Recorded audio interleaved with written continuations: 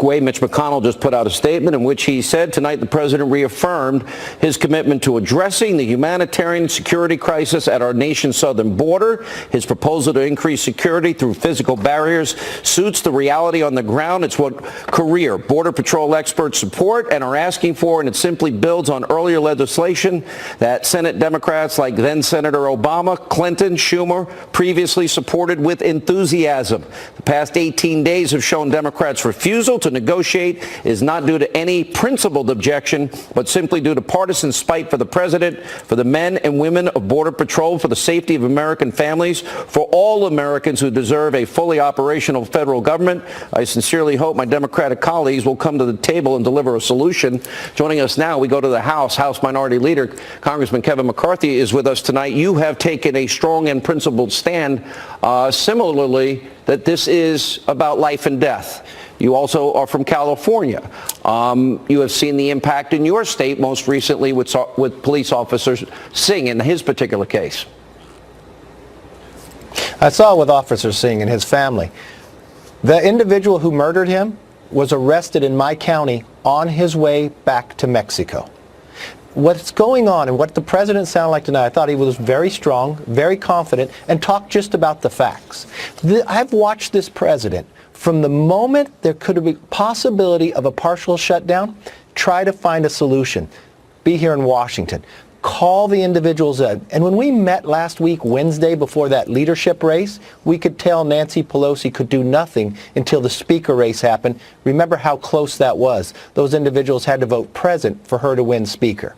But this president has stayed with this. And for all the viewers, they have to understand what he's asking. So you really know who's shutting this down. He's just asking for 10% of what our government gave away to foreign governments last year.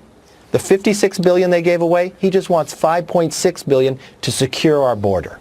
That's why the Democrats are saying that. Are the Republicans in the House and Senate, I'm not worried about the president.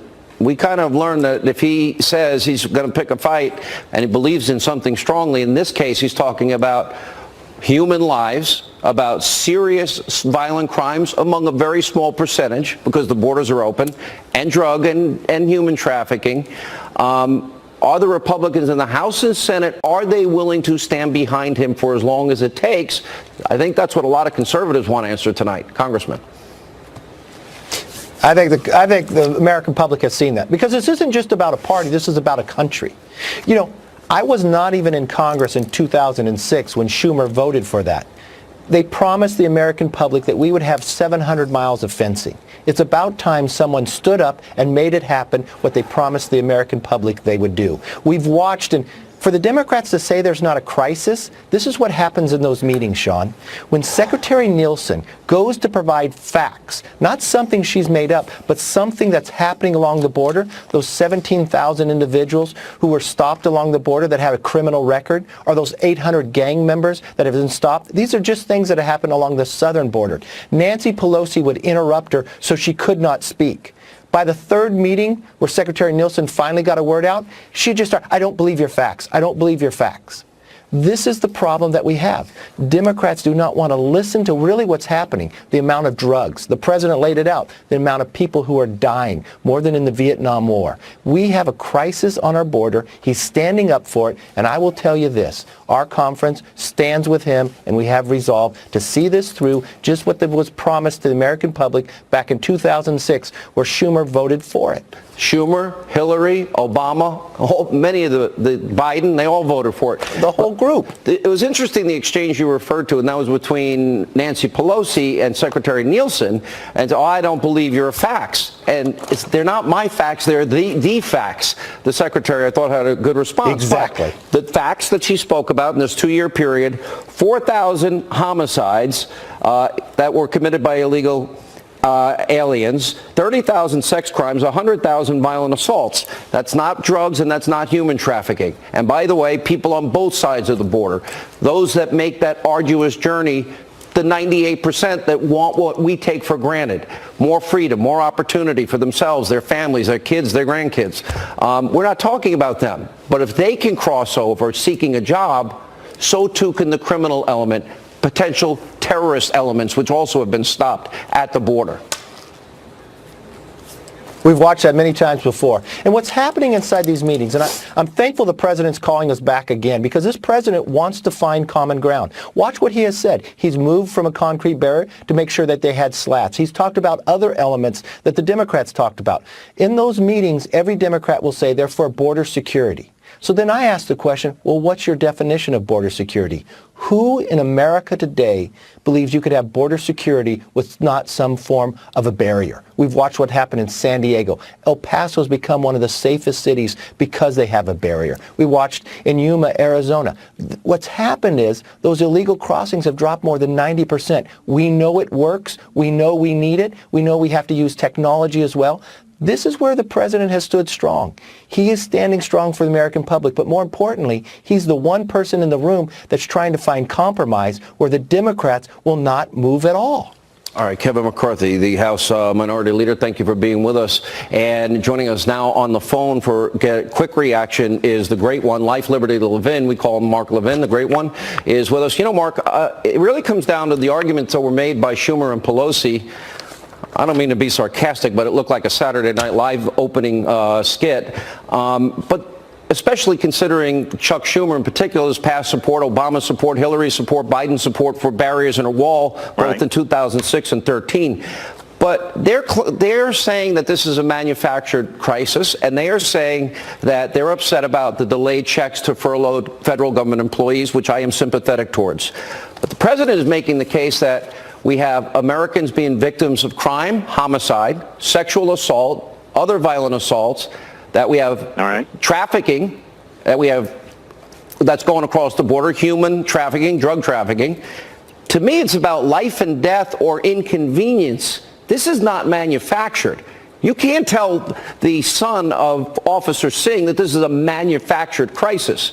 This is a real life and death situation for many American families, and I wanted to get your reaction to tonight's statements. Well, first of all, the president gave an outstanding speech. It was concise. It was compassionate and truly compassionate. He provided the context, both in terms of what's going on in the border, the expense, which is de minimis, and who's really responsible. Now, let's keep a few things in mind when you watch Schumer and Pelosi. They are pathological liars. They've been in Congress over half a century. What the hell have they done about the border? Nothing. They're part of the scam artists. They get amnesty, legalization, citizenship, and never secure the border. Just spend billions and trillions more debt, more deficits on the redistribution of wealth, on $200 billion a year on illegal aliens. One more time. They fooled Reagan. They fooled Bush 41. They fooled Bush 43. But they're not going to fool Donald Trump, who's dealt with tougher than Pelosi and Schumer. And let me point out a few things. These two and the rest of them are never forced to explain their flip-flop. Where they voted for border security, they voted to authorize walls, they voted to fund some of the walls, and now all of a sudden it's immoral. You know what's immoral? When everybody talks about those government employees who will be temporarily inconvenienced, who will get their money back, but nobody talks about the unskilled, low-skilled American worker who has to compete with people from Guatemala, from Honduras, from Mexico, from south of the border who come into this country illegally. Nobody talks about the big corporations like Hewlett-Packard and Boeing and Disney and others who are part of the scam artist operation, who want illegal aliens in this country.